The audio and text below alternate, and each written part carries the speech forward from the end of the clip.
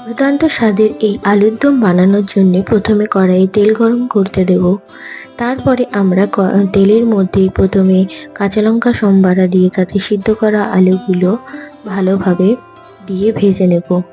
ভেজে নেওয়ার পর যখন দেখবে ভালোভাবে ভাজা হয়ে গেছে, তখন এতে হলুদ গুঁড়ো, লবণ, লঙ্কার গুঁড়ো আর ধনে গুঁড়ো দিয়ে ভালোভাবে কষিয়ে নিতে হবে।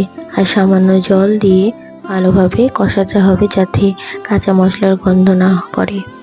তারপরে আমরা এতে সামান্য চিনি দিয়ে নাড়াচাড়া করব যতক্ষণ না এটি গায়ে গায়ে মাখা মাখা হয়ে যাচ্ছে। এরপর এতে বেশি করে জল দিয়ে ফুটতে দিতে হবে আর 2-3টে আলু ভালোভাবে ম্যাশ করে দিতে হবে যাতে গামাখা হয়।